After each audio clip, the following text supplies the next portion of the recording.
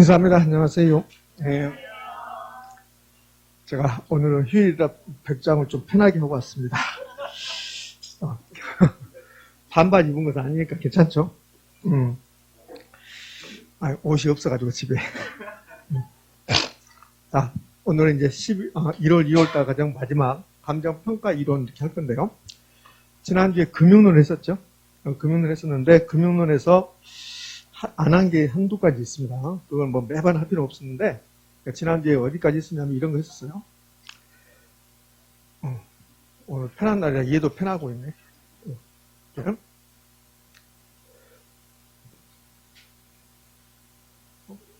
잘 되는데 오늘 안 되네. 됐다. 됐다, 안 됐다 하네.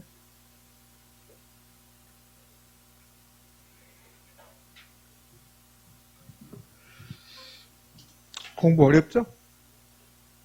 공부는 어려운 겁니다. 됐습니다. 팀장님 고맙습니다. 안 된다. 팀장님 또 안 된다. 이게 잘못됐나? 배터리가 없나? 미안합니다. 미안해. 잘 되네. 지난주 이런 거 기억납니까? 이게 주택시장 채권 유동화. 자, 이거 다 했습니다. 그 다음에 이거 끝나고 나면, 그럼 이제 이런 게 있어요. 부동산 투자회사. 자, 부동산 투자회사부터 이제 오늘 좀 볼 건데, 네? 필기노트는 92쪽 같은데요. 부동산 투자회사가 맞나요? 자, 필기노트 한번 봅시다. 필기노트 보면 92쪽에 이제 6번에 주택담보노후연금 이렇게 나왔습니다. 그 주택담보노후연금은 제가 아무것도 안 써놨죠? 얘는 자주 바뀌어요. 자주 바뀌니까 나중에 바뀌고 나서 그때 공부하는 겁니다. 이거는 매년 출제하는 거 아니에요. 그러니까 지난주에 마지막에 배웠던 여기 MBS 얘는 거의 매년 출제예요. 그렇지만 주택담보노후연금은 어쩌다 한번 출제하는 거고 그다음에 자주 바뀌는 내용이니까 거기에 제가 기술하지 않았고 수업을 한 번도 제가 이런 건 언급하지 않았습니다. 그다음에 부동산 투자회사 얘도 거의 매년 나온다. 그러니까 10년에 8번 정도 나오니까 7, 8번 나오니까 거의 매년 나온다고 생각하시면 돼요. 부동산 투자에서는 시험에 뭐가 나오냐면 이게 나와요. 부동산 투자회사 법이 나온다고.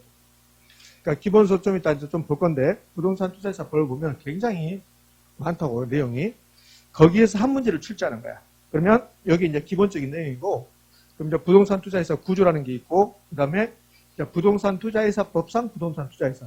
그러면은 부동산 투자회사법을 보면 뭐가 나오냐면 자본금.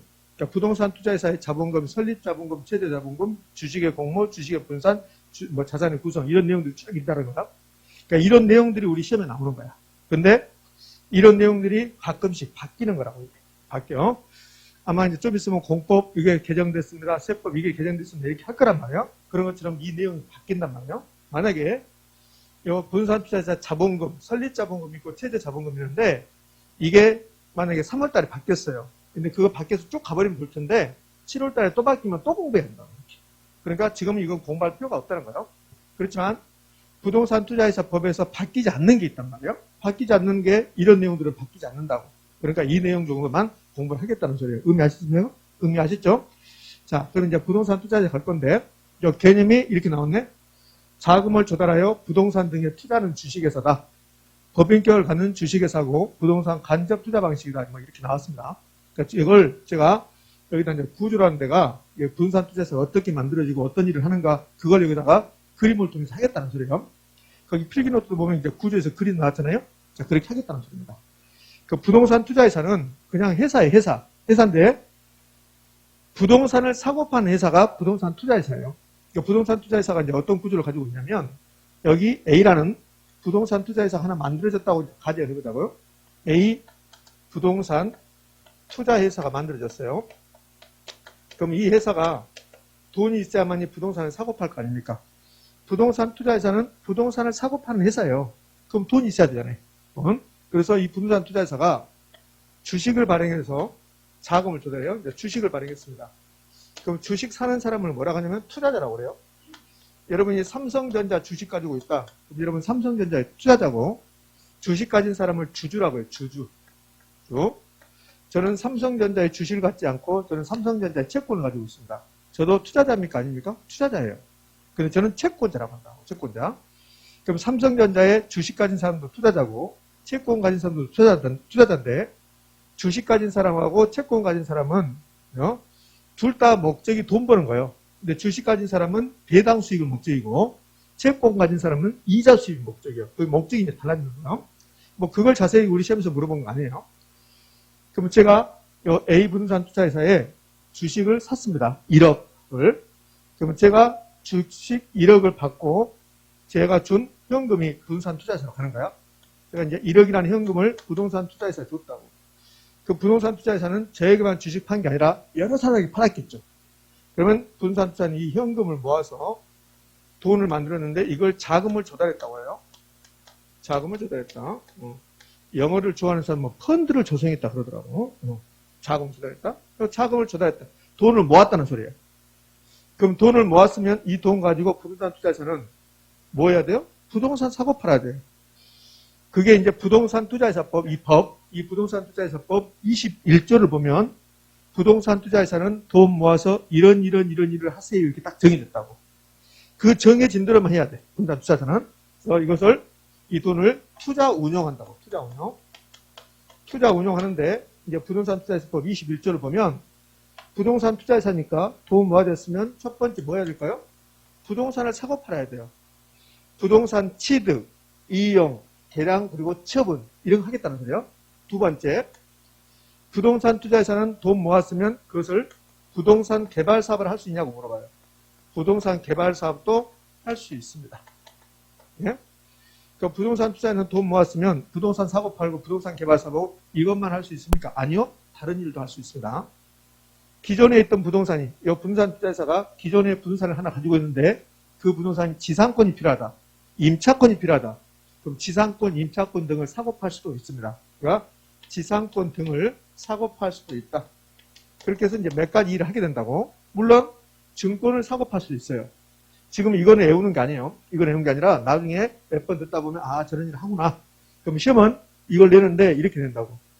부동산 투자회사는 부동산 개발 사업을 할 수 있습니까? 이렇게 물어봐. 그 부동산 투자회사는 개발 사업을 할 수 있다 없다? 있다. 이렇게. 또 증권을 사고 팔 수 있어요. 증권을 사고 팔 수 있는데 요거는 이제 시험에 나오진 않았지만 부동산 투자회사는 개발 사업을 할 수 있습니까? 예, 할 수 있습니다. 등등등등 일을 하는 거라고. 그럼 이런 일을 해서 수익이 발생하는 수익. 그럼 일을 해서 수익이 발생을 하면 이 수익을 부동산 투자회사가 혼자 먹는 게 아니라 부동산 투자회사는 주주에게는 뭐 해줘야 되고 배당을 해줘야 되고 배당. 주주에게 수익을 배당해줘야 되고 주주총회 결의해서 반드시 배당해야 됩니까? 아니죠. 주주총회에서 올해는 배당하지 않는다. 그럼 배당하지 않는 거죠. 그러니까 배당이 결의되면 배당해줘야 되고. 그럼 저는 주식 가지고 있으면 저는 주주니까 배당 수익을 갖는 거고 만약에 제가 채권을 가졌다. 그러면 이자 수익을 받는 거고. 이렇게. 이게 부동산 투자회사예요. 이게. 그럼 여기에 이제 부동산 투자회사 구조인데 여기 이제 곁다리로 이제 몇 가지 중요한 사항이 붙어간다고. 그 부동산 투자회사는 이게 개념이잖아요. 자금을 조달해 돈 모아서 부동산을 사고 파는 주식회사예요. 법인이죠, 법인. 삼성전자, 현대자동차 다 법인이거든요. 법인. 그래서 법인입니다. 주식회사고. 요 간접 투자 방식이라는 건 이겁니다. 제가 1억이라는 돈을 가지고 있었어요. 요 1억 가지고 수도권에서 부동산 산다는 것은 거의 불가능해요. 그래서 요 1억 가지고 부동산을 사는 게 아니라 제가 부동산 투자회사에 주식을 사면 그러면 이제 제 돈이 부동산 투자자로 갔어요. 그러니까 부동산 투자자가 돈을 100억을 모은 거야, 100억. 이 100억을 가지고 부동산 투자자가 여기에 A 빌딩을 샀어요, A 빌딩. 그럼 A 빌딩을 구입을 하면 100억짜리를 구입을 하면 이 100억 속에 제 돈 1억이 들어가 있는 거라고. 그럼 저는 부동산에 직접 투자했습니까? 간접 투자했습니까? 간접. 그래서 간접 투자 상품인데 요걸 이제 초창기 시험에 잘 나왔고 요즘 저런 말 잘 안 나오잖아요. 이렇게 하는 거. 부동산 투자에서는 부동산의 간접 투자 방식이다. 이렇게 직접적으로 낸 적이 있다고. 그거 너무나 쉽고 또 한 번 이렇게 냈어요. 부동산 투자회사의 활성화로 간접 투자가 활성화되고 있다. OX? 오잖아요. 이렇게. 요즘은 잘 나오진 않습니다. 자, 그러면 부동산 투자회사가 회사야, 회사. 회사니까 삼성전자도 회사고 현대자동차도 회사라고. 회사는 상법 적용받는 거야. 그러니까 삼성전자 만들 때, 현대자동차 만들 때 상법에 의해서 만들어지고 상법에서 운영을 한다고. 그런데 이 부동산 투자회사는 삼성전자나 현대자동차처럼 회사인데 상법 적용받지 않고 부동산 투자회사법을 적용받는다고. 그러니까 부동산 투자회사법에 의해서 부동산 투자회사 만들어진 거야. 부동산 투자회사법에서 운영을 하게 되는 거고 이렇게. 그러니까 부동산 투자회사는 무슨 법을 적용받습니까? 이거는 두 번 내요. 부동산 투자회사법을 적용받고 부동산 투자회사법에 내용이 없다면 그때는 상법 받습니다. 이렇게 합니다. 그래서 여기서 이제 중요한 내용이 하나 나오는데 물론 부동산 투자회사는 이 부동산 투자회사법을 내용을 해요. 그러니까 부동산 투자회사법을 보면 이런 내용이 나온단 말이에요. 부동산 투자회사는 설립자목이 얼마고 최대자목이 얼마고 자산의 구성을 어떻게 하고 주식의 분산을 어떻게 하고 이런 내용이 나온단 말이에요. 근데 이게 이제 자주 바뀌는 거라고. 자주 바뀌니까 아마 대통령 선거가 끝나면 바뀔 수도 있어요, 이거. 그러니까 지금 공부하는 게 아니란 말이에요. 지금은 바뀌지 않을 내용만 공부하는 거예요.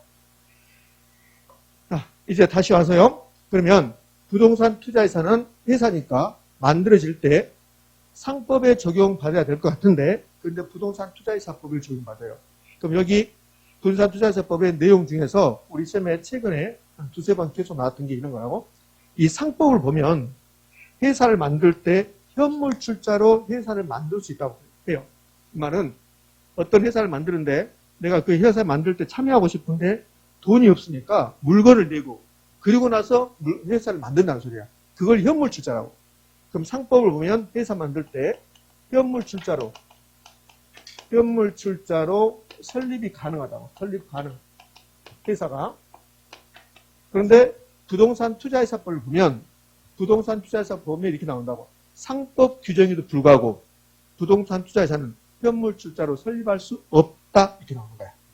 그럼 만약에 부동산 투자회사가 상법 적용 받는다면 현물 출자로 설립할 수 있을 텐데 근데 부동산 투자회사 법을 적용받으니까 부동산 투자회사는 현물 출자로 설립할 수 있다 없다? 없다. 무슨 말이 되셨죠? 이해 안 되신 분이 몇 달은 있는데 나는 몰라야 돼. 오늘 3일짜리다. 그럼 현물 출자로 이거 빨간 거 안 보이는데 현물 출자로 설립 가능 불가능 불가능 이렇게. 자, 됐습니다. 예? 자, 이제 요 투자자 주주가 되는 사람들은 돈 버는 게 목적이라 했으니까 주주는 두 가지 형태로 돈을 법니다. 첫 번째, 주주가 되면 돈 버는 게, 첫 번째 돈 버는 게 배당 수익. 배당 수익으로 돈 벌고, 두 번째, 액면가. 5,000원짜리가 액면가 2만원이 되면 4배 수익이 나오죠? 이건 뭐라고요? 시세 차익. 시세 차익의 반대가 뭐래요? 시세 차손이에요. 시세 차손. 시세 차손인데, 우리 시험은 시세 차익이 안 나오고, 시세 차손이 발생했단 말은 액면가 2만원짜리가 액면가 10,000원짜리가 됐다는 소리예요. 그러면 2만원의 원금이 절반으로 줄어든다는 소리예요. 원금 손실. 그 부동산 투자회사에 주식을 산 투자자는 원금 손실의 위험이 있다. OX? 요거 한 3번 출제했습니다. 자, 이게 이제 부동산 투자회사 구조요.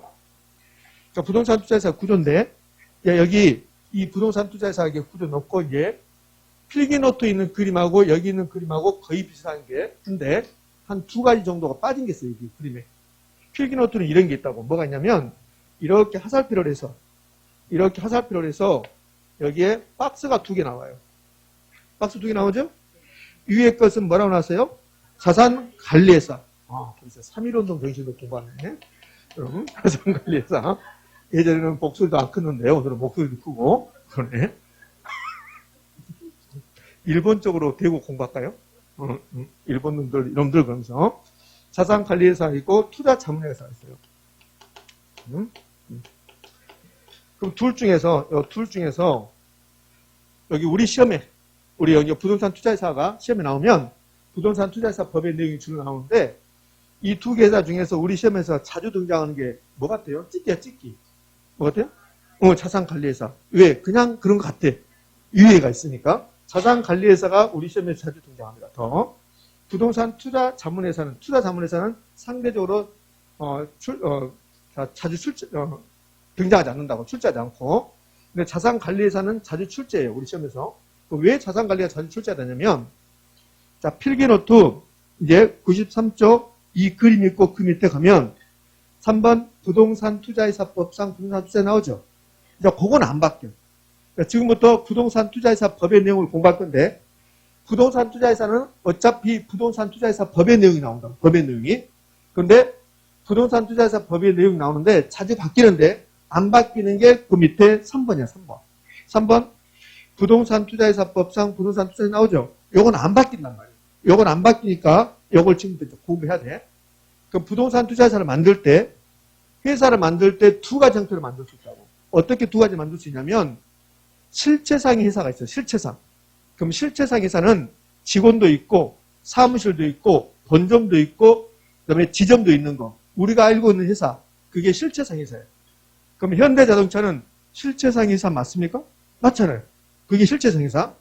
근데 페이퍼 컴퍼니, 명목상 회사. 회사는 회사인데 눈에 안 보이는 거, 직원도 없는 거. 이렇게 만들 수 있다는 거야.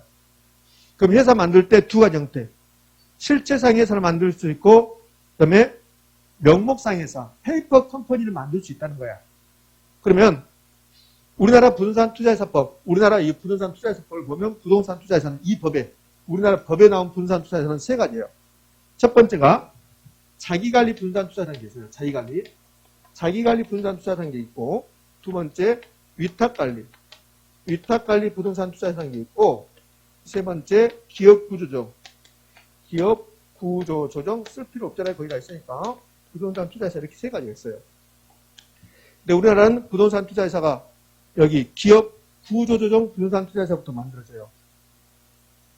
1997년 IMF 가서 기업들이 도산하니까 기업이 구조조정해야 되는데 그때까지 우리나라는 부동산 투자회사가 없었어요. 그러니까 부동산 투자회사는 개념이 없었죠. 우리나라에. 그래서 기업들이 구조조정해야 되는데 이 구조조정하는 부동산을 사야 돼. 사야 되는데 누구도 살 수 없잖아요. 그래서 부랴부랴 요 기업 구조조정 부동산 투자회사를 만들어내요. 이 법을 만들면서 이 법. 부동산 투자회사 법을 국회에서 급히 만들면서 그러니까 급히 만들다 보니까 아주 깨끗하게 깔끔하게 못 만든 거야. 그래서 자주자주 바뀐다고 이게. 그래서 부동산 투자회사를 만드는데 기업 구조조정이 먼저 해야 되니까 이 기업 구조조정 부동산 투자회사를 만든다고요. 그러면 기업 구조조정을 빨리빨리 해야 되는데 이걸 실체상 회사 만들어버리면 그러면 직원 뽑아야죠. 사무실 있어야죠. 본점도 돼야죠. 이렇게 복잡해졌다고. 그래서 명목상 회사를 만들게 해버린 거야. 그러면 이제 기업 구조조정 부동산 투자는 명목상 회사가 된다고. 그 명목상 회사는 본점은 있지만 지점이 있다 없다? 없어요.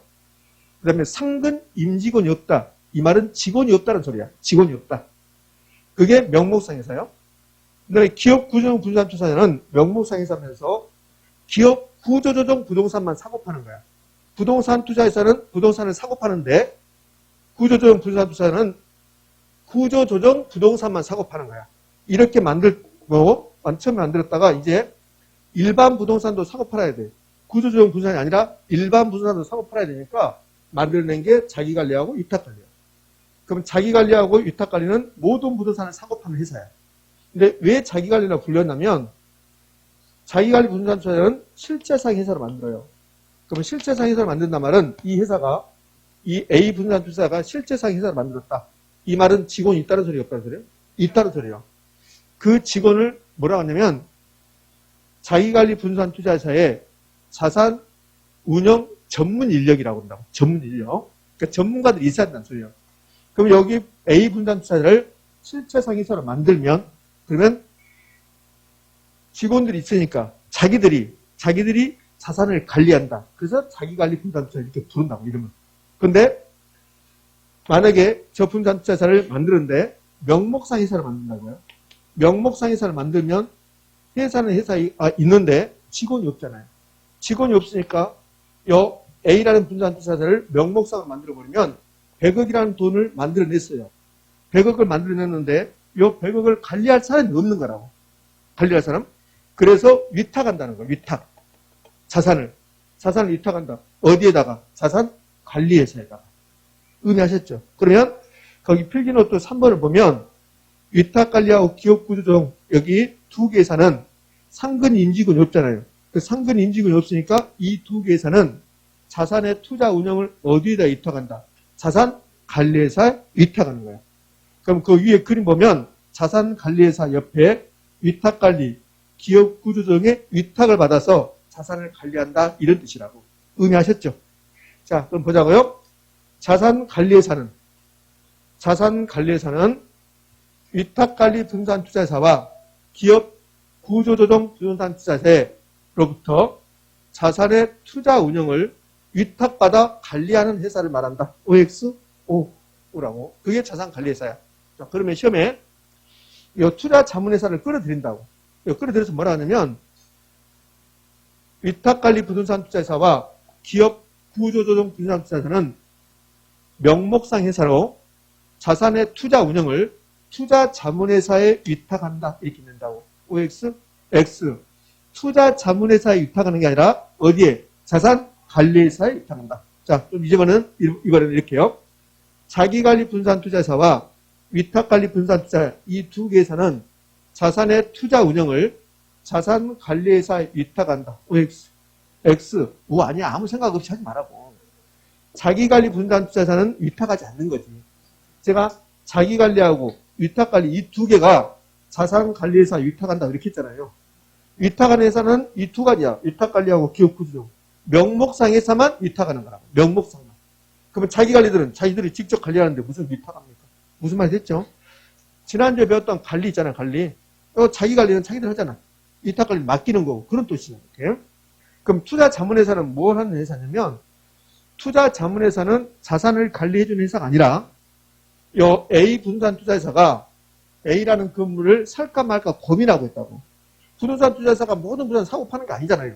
돈 돼야 사고 팔 거 아닙니까? 그래서 고민하는 거야. 아, 이거 살까 말까? 이거 사면 돈 되니까 말까? 고민하고 있는데, 근데 결론을 못 내리겠어요. 그때 요 전문가들로 구성된 투자자문회사, 요 투자자문회사에게 자문을 구해보는 거야. 요거 투자해도 되겠습니까? 그러면 요 투자자문회사는 뭐 수령값법을 한다든지 뭐 하기까지 여러 가지 기법을 동원해서 자문을 해주는 거야.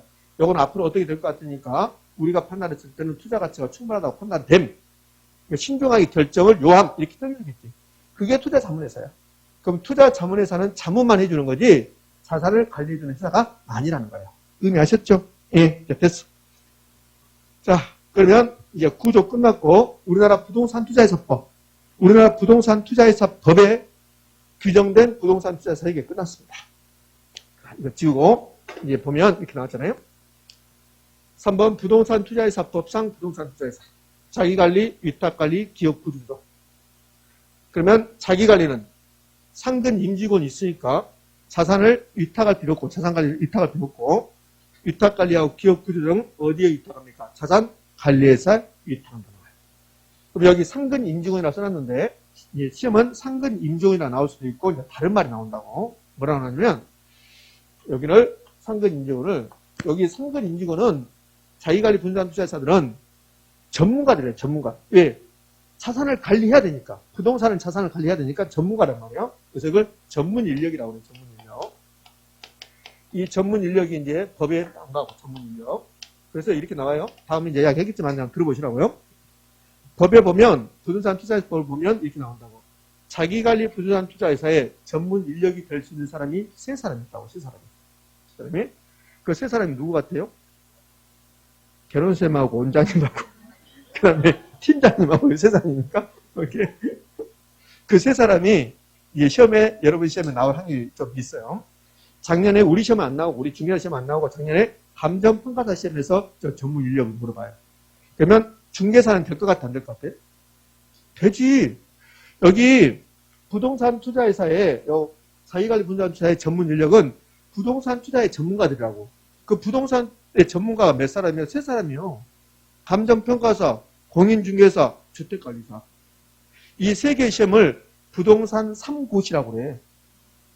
그렇잖아요. 부동산하고 관련된 자격증이 감정평가사, 아니 공인중개사, 공인중개사, 그 다음에 감정평가사, 그 다음에 주택관리사 세 개라고 세 개, 요 세 개. 요걸 부동산 3시라고 한단 말이에요.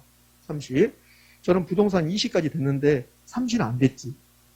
평가사 자격증이 없으니까. 저는 이제 두 개 자격증 가지고 있으니까 부동산 2시지, 2시. 2고시지, 3고시가 안 되네요.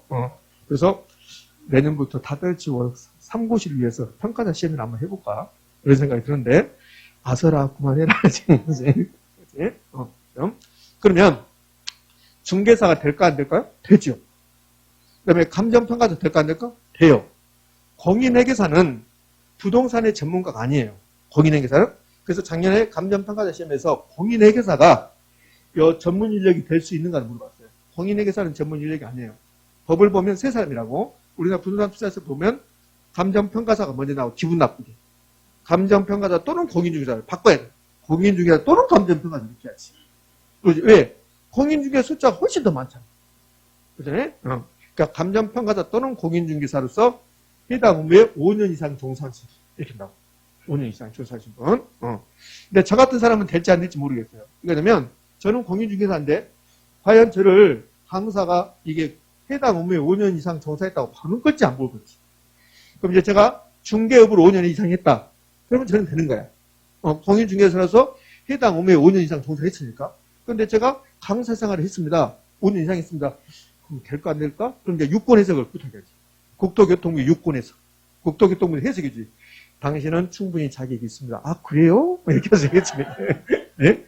자, 공인중개사가 되고, 그 다음에 감정평가사가 되고, 또 한 명 있어요. 또 한 명은 부동산 관련 석사학위 이상 소지자. 요 세 사람이 된다고. 여러분들은 공인회계사 된다, 안 된다? 안 된다. 안 된다. 한번 외워볼까요? 제가 안 써드릴까요?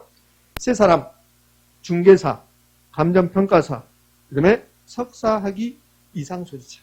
그냥 석사학위 이상 이렇게 봅니다. 석사학위 이상. 요 세 사람이 전문 인력이 되어주는 거예요. 자, 됐습니까? 예. 자, 그리고 이제 이 부동산 투자회사 법의 내용이 주로 나온다 했는데 그 법의 내용이 여기에 또 이제 법의 내용이라고 다른 거 아무것도 안 하고 가면 그러면 뭔가 좀 서운하니까 여기 바뀌는 한이 있더라도 이거 한번 보자고요. 이거 바뀔 확률이 좀 희박하니까. 부동산 투자회사 법의 주요 내용에서 이 자본금 잘 나와요. 자본금. 그럼 자본금은 어떻게 되냐면 설립자본금이라는 게 있고 최저자본금이 있다고. 그럼 설립자본금은 부동산 투자회사 설립할 때 자본금을 설립자본금이라고 해요. 그러니까 부동산 투자회사가 몇 개 있어요? 3개. 자기관리가 있고 위탁관리가 있고 기업구조조정이 있다고. 그러면 자기관리 부동산 투자는 설립자본금은 5억 이상이에요. 위탁관리는 3억 이상이에요. 기업구조조정도 3억 이상이라고 이렇게. 그러니까 여기에 잘 나와요. 자주 나오는 편인데 모르죠. 5월 달에 바뀔지. 그래서 잘 안 알려주는 거라고. 나중에 하겠다고. 근데 하나도 안 하고 가면 우리 개론쌤은 부동산 투자는 대충 하고 가버려. 그러니까 알려주는 거야. 제발 바뀌어버려라. 개론쌤 성격이 이상하네? 아니, 안 바뀔 거야. 그래? 자, 설립이 됐어요. 그럼 제가 요 자기관리 부동산 투자를 만들었어요. 그럼 5억이면 만드는 거야. 5억이면. 5억이면 만들어. 그럼 만들었습니다. 만들어서 바로 영업하는 게 아니라고. 그럼 만들 때는 내 마음대로 만드는데 내가 만들고 나서 영업을 하려면 그러면 국토교통부 장관으로부터 인가받거나 등록을 해야 된다고. 그럼 이제 여기 이제 설립하고 나서 인가받거나 등록한다고. 인가, 등록. 영업하기 위해서 인가받거나 등록한다. 국장에게. 네, 인가받고 등록을 해요. 이건 뭐 그렇게 중요한 사항이 아니에요. 그럼 이제 제가 자기관리 부동산 투자회사를 만들고 국토교통부 장관에게 영업하겠다고 인가받았어요. 근데 돈은 5억밖에 없어요. 그럼 5억 가지고 우리 수도권에서 무슨 부동산을 사고 팔까? 5억 가지고? 그렇잖아요. 5억 가지고 수도권에서 부동산 살 수 있는 게 거의 없잖아요.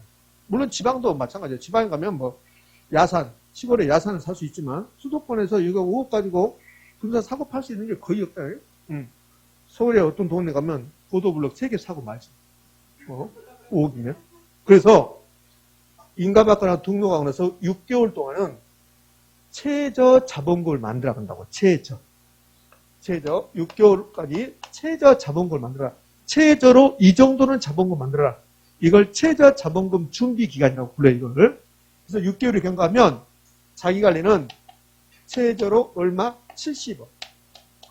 그 다음에 위탁관리는 50억 이상, 기업구조조정도 50억 이상을 자본금을 만들어라. 이게 최대 자본금이에요. 그럼 부동산 투자회사는 3개가 있는데 자본금이 설립자본금도 있고 뭐가 있다? 최저 자본금도 있다. 여기까지만 해요. 여기까지. 다른 거 하지 말고. 자, 됐습니다. 여기까지. 자, 그 다음에 이제 프로젝트 파이낸싱이라고 있는데 이거는 1년에 나중에 들어봐요. 1년에 한 번 딱 들으면 되니까 지금 들을 필요 없고 이 3, 4월 과정에 제가 반영할 테니까 자, 이렇게 해서 이제 금융론이 마무리됩니다. 자, 금융론이 마무리되면 감정평가로 이제 갈 건데요. 자, 봐요. 기출지문. 여기 지금까지 배웠던 투자를, 금융론 관련해서, 부동산 투자회사 관련해서, 여기 우리가 지금 배웠던 기출점을 한번 보도록 할게요. 1번, 자기관리 분산투자사와 기업 구조형 분산투자사는 모두 실체형의 회사의 형태로 운영된다. OX, X. 자기관리만 실체상. 기업 구조형과 위탁관리는 명목상. 그래서 1번 틀렸어요. 2번, 위탁관리 분산투자사는 본점에 지점을 설치할 수 있으면 OX, X. 위탁관리는 명목상에서 본점만 있지 지점은 없고 상근 인직원을 둘 수가 없다. 그래서 직원이 없으니까, 자산 전문 인력이 없으니까 자산의 투자 운영을 위탁해야 되는데 어디에? 자산관리회사에 위탁한다는 거예요. 그 다음에 고용하는 상근 임원을 둘 수 있다? 없다? 없다. 그러니까 여기 본점에 지점을 설치할 수 없고 직원을 둘 수 없다 얘기한다. 그래서 틀린 점은 3번 부동산 투자사는 제가 이거는 응발이 하는데 부동산 투자사 회사죠. 회사니까 그냥 회사야 회사. 다만 부동산을 사고 파는 약간 특수성이 있다는 거죠. 회사는 은행에서 돈 빌릴 수 있어요? 없어요? 있어요. 그러니까 부동산 투자사 걸 보면 부동산 투자사는 은행에서 돈을 빌릴 수도 있고 사채를 발행할 수도 있다고 나온다고. 여기 한 3번 나와서 좀 시간이 흘러갔지만 그러니까 부동산 투자사는 차입할 수 있습니까? 예, 차입할 수 있습니다. 해야 한다고. 없다고 해서 틀렸어요. 부동산 투자 차입할 수 있어요? 사채도 발행할 수 있습니다. 4번 위탁관리 부동산 투자는 본점에 지점을 설치할 수 없다. OX? 그래. 설치할 수 없다. 자, 이 정도 배웠습니다. 아까 제가 자기관리 부동산 투자회사에 전문 인력이 될 수 있는 사람 3사람. 공인중개사, 감정평가사, 부동산 관련 석사, 학위, 소지자, 이상 소지자. 이렇게 3사람. 자, 이렇게 하고, 그 다음에 PF라고 있는데, 이 PF는 제가 일단 1년에 한 번만 들으면 된다고. PF 이제 가볍게 설명해 볼게요. 이 PF는 프로젝트 파이낸싱인데, 요거는 가장 큰 특징이 담보 없이 돈 빌리는 거야. 담보 없이. 그게 가장 큰 특징이야. 부동산 개발 사업을 하는데, 부동산 개발 사업을 할 때, 대규모 부동산 개발 사업을 할 때 만약에 돈이 1조가 들어간다. 1조가. 그럼 1조를 빌리려면 담보를 제공할 수 없으니까 담보 없이 돈 빌려서 부동산 개발 사업을 하는 게 프로젝트 파이낸싱이에요. 그럼 제가 물어볼게요. 지난주에 공부했던 건데 이 프로젝트 파이낸싱은 지분금융입니까? 부채금융입니까? 부채금융 돈 빌렸다잖아요. 이 프로젝트 파이낸싱이 지분금융이냐 부채금융을 3번이나 물어봐요. 돈 빌린 거야. 담보 없이. 그게 포인트야. 에이 모르겠다. 자, 보자. 네? 여러분 눈빛이 막 저기 뭘까 막 그래서 아주 그러니까 제가 안 하려고 했는데 해버릴 거예요. 대신에 요거 한 대신에 수업은 2시 20분에 끝납니다. 어쩔 수 없어. 2시 되면 가실 거면 가라고. 2시부터 2시 20분 사이에 1000기 누설이 있습니다. 프로젝트 파이낸싱은 이제 담보 없이 돈 빌리는 건데 이거 봐요. 제가 대규모 아파트 건설 사업을 한다 이거 봐요. 대단지 아파트 건설 사업을 하는데 제가 돈이 필요하겠죠?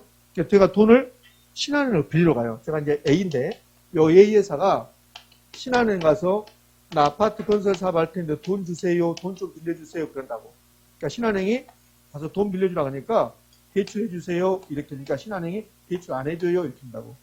담보 없으니까 대출 안 해줘요. 그런다고. 그러니까 A 열받아요. A가 여기 인천 검단 일대에 토지를 이렇게 가지고 있는 거야. 야산을.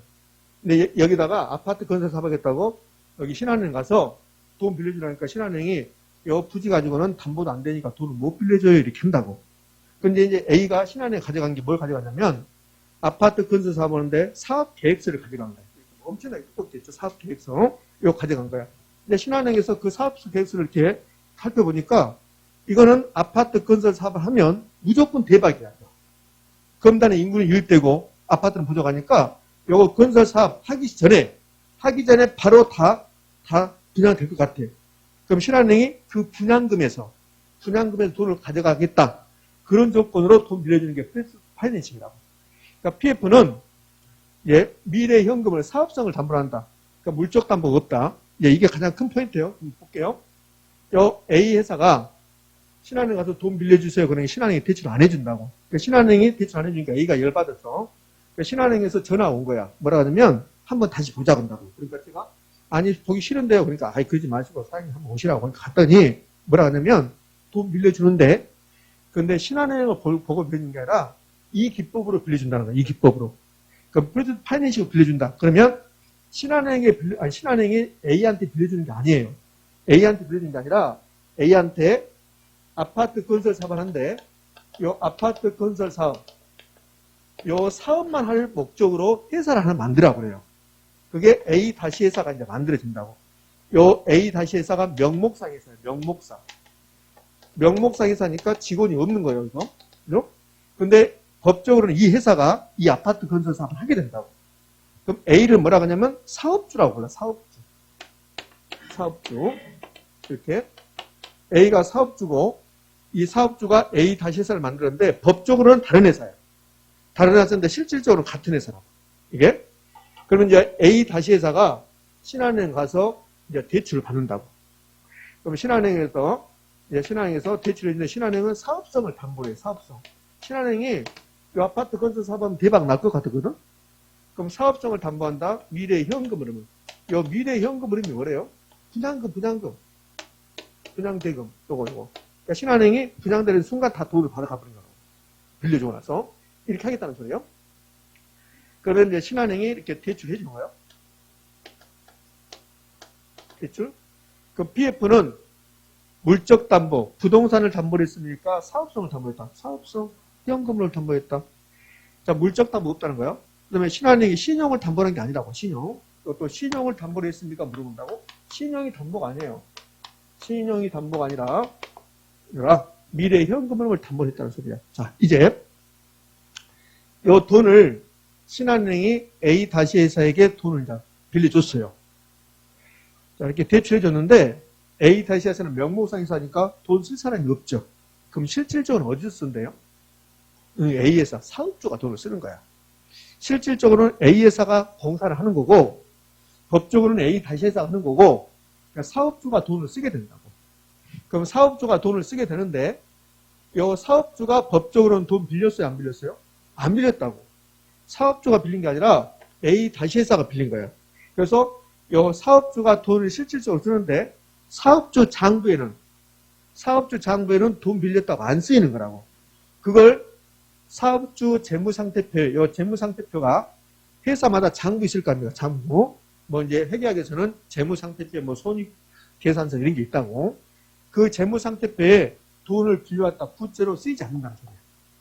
제가 분명히 신한은행에서 지금 돈을 1억을 빌렸어요. 1억을 빌렸는데, 근데 제 장부에 1억 빌렸다고 안 쓰인다는 거예요. 왜? 빌린 사람은 A-회사니까. 이해가 되셨죠?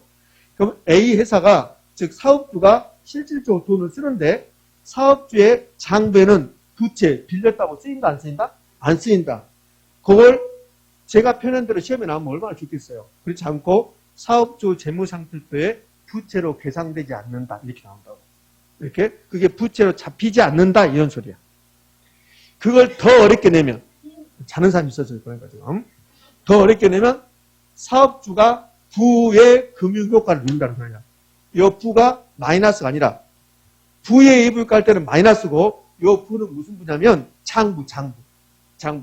기업에 가면 장부 있을 거 아닙니까? 여러분 집에도 가계부 있죠? 그 가계부 할 때 부자야, 부자. 한자로는 못 씀. 한자를 못 쓰니까 물어보지 말고. 부의 금융효과. 자, 그러면 PF는 프로젝트 파이낸싱은 부의 금융효과가 나타난다. 뭡니까 있습니까? 5. 제가 5분 후에 요거 물어볼 거예요. 5분 후에 요거. 근데 제 생각은 갈릴 것 같아요. 오락 하시는 분도 있고 X를 하시는 분도 있고. 지금 알려준 거 물어볼 거예요. 자, 이제요. 여기 이제 신한은행이 돈을 이제 받아갈 건데, 근데 돈은 사업주 A에게 빌려줬습니까? A-에게 빌려줬어요. A-에게 빌려줬어요. 그러면 만약에 이 아파트 건설 사업이 잘 되면 좋을 텐데 잘 안 되면 신한은행이 돈 빌려준 걸 해줘야 되는데, 근데 사업주한테 가가지고 이 사업주한테 가서 너 돈 내놔라 할 수 있다 없다? 없다는 거예요. 돈은 A-에서가 빌렸으니까. 그걸 비소구 금융이라고 해요. 비소구. 돈 내놔라 할 수 없다는 거예요. 그러니까 PF는 원칙적으로 비소구 금융이에요. 그러면 PF가 원칙적으로 비소구 금융 해버리면 은행들이 돈 빌려주기가 곤란하죠. 그래서 일부는 사업주 네가 책임자라 해가지고 제한적 소금. 그럼 1조 중에서 최소한 30% 3천억은 네가 책임자라. 이걸 제한적 소금이라고 한다고. 그래도 은행은 불안한 거죠. 왜? 담보받지 않았죠? 원칙적으로 소부할 수 없죠? 이렇게 된 거예요. 그럼 만약에 이 PF로 돈을 빌려서 사업이 이루어지는데 이 사업이 부실화돼요. 사업이 부실화되면 은행은 채권을 회수해야 되는데 채권 회수가 하기가 용이할까 곤란할까? 곤란해요. 그래서 사업이 부실화되면 이 아파트 건설 사업이 잘 안 되면 금융기관은 채권을 회수해야 되는데 돈 빌려주는 것을 빼내야 되는데 채권 회수가 용이할까 곤란할까? 곤란하죠. 담보받은 것도 없죠. 원칙적으로 비소금융이죠. 그러니까 채권 회수가 곤란하지. 금융기관이 부실화되는 거라. 부실화. 그래서 시험은 최근 이제 이걸 내는데 이렇게 된다고. 뭐라 그러냐면 PF는 사업이 부실화된다 하더라도 금융기관의 채권 회수에는 영향이 없다. OX, X. 의미하셨죠? 애울락 하지 말라고. 안 외워지니까 생각을 해보라고. 생각을 해보면 그럼 된다고. 언제까지? 시험 보기 전까지 하면 돼. 섭수도 할 필요 없고. 자, 그리고 4번은 PF의, 사업주의 파산이요. 사업주. 사업주는 법적으로는 건설 사업하고는 전혀 상관이 없어요. 그러니까 사업주가 망한다고 해서 아파트 건설 사업이 망하는 것은 아니에요. 그러니까 사업주의 파산이 PF에 이 사업에 영향이 있다 없다? 없다. 자, 이제 은행이 돈 빌려주는데 은행은 담보를 받지 않았습니다. 그 다음에 원칙적으로 비소금입니다. 그럼 은행은 돈 빌려주고 대출금 회수할 회수 못할 위험이 커진다고. 그럼 은행의 위험이 커지면 금리를 높게 받을까 낮게 받을까? 높게 받아요. 일반 기업금융이 없어요. 일반 기업금융은 일반적으로 기업들이 돈 빌리는 거. 그게 일반 기업금융이고 PF는 일반 기업금융과 달라요. 일반 기업금융은 다 담보가 제공되는 거예요. 뭐 공장을 담보로 한다든지 그다음에 사장님의 아파트를 담보로 한다든지 이렇게 한다고. 근데 PF는 담보가 없는 거야. 그래서 일반 기업금융에 비해서 PF는 금리가 높다. 그럼 만약에 이 신한은행이 아파트 건설 사업하는데 돈 빌려주고 금리를 높게 받기로 했잖아요. 그럼 이 사업이 성공한다 이거예요. 아파트 건설 사업이 성공한다. 그 은행은 돈을 많이 벌겠죠. 그래서 사업이 성공한 경우 금융기관의 수익성이 높다. 많다는 거예요. 수익성이 많다보다는 높다는 표현이 좀 적절할 것 같은데 제가 많다고 좀 잘못 쓴 것 같네요. 그런 거죠. 프로젝트 파이낸싱은 은행 입장에서는 사업이 성공하면 대박 나는 거고 사업이 실패하면 쪽박 치는 거고. 이렇게. 혹시 여러분들 솔로몬 저축은행이라고 기억납니까? 요즘 나오던가 안 나오던가요? 안 나오죠. 어느 순간에 안 나왔죠? 여러분들 잘 기억하면 예전에 솔로몬 저축은행이 망해가지고 막 난리 친 적이 있는데 뉴스 막 나오고 기억이 없죠? 관심만 없으니까. 그러니까 자신이 솔로몬 저축은행에 돈 넣어가지고 좀 일부가 못 받았다. 그러면 기억은 알겠지만 우리 그런 사람 없잖아요. 기억이 없다고. 솔로몬 저축은행이 이걸로 돈을 엄청 벌었어요. PF에서. 그러니까 PF는 사업이 성공하면 금융기관이 이렇게 돈을 많이 벌어요. 그건 사업이 부실화되면 금융기관은 채권에서 곤란해요. 그래서 이것 때문에 망한 거야. 솔로몬 저축은행 지금 없잖아요. 망했잖아요. 저것도. 돈을 엄청나게 빌려주고 사업이 망하니까 회수를 못 하는 거야. 그러니까 예전에는 솔로몬 저축은행이 이거 대출해서 돈을 엄청 벌었다니까요. 사업성이 금리가 높으니까.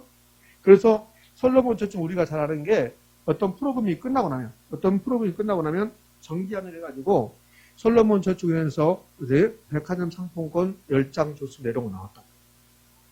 기억이 없습니까? 아, 그러구나. 그때부터 솔로몬 저축은행이 컸는데 그 뒤로부터는 안 나오죠? 망했으니까 안 나온 거예요. 그런 말 있잖아요. 뭐 칼로 흥한다, 칼로 망한다. 막 그런 거다고 유사한 것 같아. PF로 흥했다가 PF로 망해버린 거예요. 자, 이제 PF는 여봐요. 이제 A 다시 회사가 돈 빌렸죠? 그럼 건설하려면 이제 건설사가 나와. 건설사. 아파트 건설을 하면 건설사가 나와요. 그러니까 건설사가 건설하겠죠. 그럼 아파트 건설했어요. 아파트 건설해서 이제 분양한다고. 또 분양하면 분양금이 나오겠죠. 분양금. 이 분양금을 신한은행이 가져가는 거야. 그러면 신한은행은 돈 빌려주고 돈 받아갈 때 이 분양금하고 미래 현금이 이 분양금하고 만약에 공사가 망했다 이거예요. 공사가 이게 망해버리면 신한은행이 돈을 빌려줬는데 근데 만약에 총 1조를 빌려주게 했는데 일시에 1조를 빌려주는 게 아니라고. 사업 진행도에 따라서 조금 빌려주는 거야. 그러면 그동안 만약에 3천억을 빌려줬다. 3천억. 3천억을 빌려줬는데 아파트 건설 사업이 이제 수도비야. 부도났다고 이렇게. 네? 분양도 잘 안 되니까 수도했다고. 그럼 이제 신한은행이 돈을 이제 더 이상 안 빌려주라고 하겠지. 못 빌려줘. 이렇게 하겠죠. 그럼 3천억을 빌려줬어요. 3천억을 회수해야 되죠. 그 회수할 때 어디서 회수할까? 사업자한테 주란 말 못한다는 소리예요. 그럼 여기 3천억 빌려주면, 그럼 여기 건설회사가 건설하다가 그동안 건설했던 뭐 자재 같은 거라든지 여기 있겠죠. 그거 다 가져가는 거예요, 신한은행. 그거. 그러니까 신한은행은 자금 회수할 때, 요 사업 자체에 남아있는 재산들, 요걸 가져가겠다는 소리야. 분양 대금하고. 그러면 신한은행은 자금 회수할 때, 현금 흐름하고 사업 자체의 재산에서 가져가는지 사업주 재산에서 가져갈 수 있다, 없다? 없다. 그게 아까 사업주에게는 원칙적으로 비소부금이다, 이런 뜻이에요. 자, 여기 보면, 프로젝트 파이낸싱 기법에 의하면 은행도 나오죠, 뭐 A에서 사업도 나오죠, 건설에서 나오고 서로 맞보증을 써, 맞보증을 이렇게.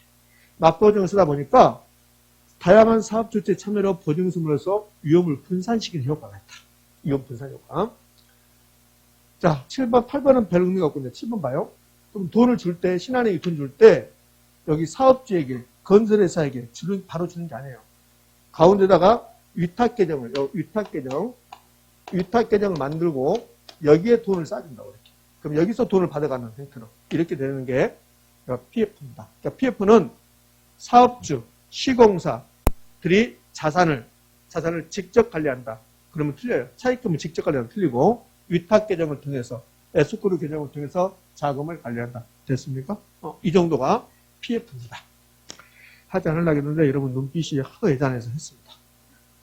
자, 그러면 아까 PF에서 뭐가 나왔어요? 부의 금융효과가 나왔었죠. 그거 시험에 잘 나와요. 그러니까 사업주가 돈을 빌려오는데, 그런데 사업주 장부에 부채라고 쓰인다, 안 쓰인다? 안 쓰인다. 질문 받으세요, 질문. 빨갛게 노랗게 칠하시다가, 칠하면서 질문 받으시라고. 프로젝트 파이낸싱에 의하면, 금융기관은 부의 금융효과를 누릴 수 있다. OX. 다시 들으세요. 프로젝트 파이낸싱 기법에 의하면 금융기관은 부의 금융효과를 누릴 수 있다. OX. 두 번 물어보니까 O 나오죠, 또. X입니다, X. 프로젝트 파이낸싱 기법에서 부의 금융효과가 매우 중요해요. 다 나온다고. 근데 부의 금융효과는 맞아요. 맞는데 누가 누리는 거야? 사업주. 근데 그걸 금융기관으로 바꿔버린단 말이에요. 프로젝트 파이낸싱 기법은 금융기관이 부의 금융효과를 누린다 그러면 틀린 말이에요. 누가 누리는 거예요? 사업주가 누린다. 자, 기출지문 보고 쉬었다 할게요. 자, 1번 22회 때 27회 때 두 번 연속 나왔네요. 1번 부동산 프로젝트 금융은 비소구 또는 제한적 소구 금융 방식이다. OX? O. 2번 프로젝트 금융은 일반적으로 기업 대출보다 금리 등이 높아 사업이 성공할 경우 금융기관은 높은 수익을 올릴 수 있다. O. 3번 프로젝트 금융의 자금은 건설회사 또는 시공사가 자체 기타를 통해서 직접 관리한다. OX, X, 위탁계정을 통해서. 4번 프로젝트 금융이 부실화될 경우 해당 금융기관의 부실로 이어질 수 있다. 5죠. 금융기관이 부실될 수 있다. 돈을 못 받으니까. 5번 프로젝트 금융의 상한 재원은, 그러니까 프로젝트 금융에서 은행에다 돈 갚는 재원은 사업주의 모든 재산을 기반으로 한다. OX, X. 사업주의 모든 재산이 아니란 소리야. 사업주 모든 재산이 아니라 현금으로 하고 그 사업에 남아있는 자체 자산. 됐지요? 이렇게. 자, 이 정도가 금융론 이야기입니다. 자, 고생하셨고 쉬었다가 감정 평가를 한번 해볼게요. 됐습니까? 예.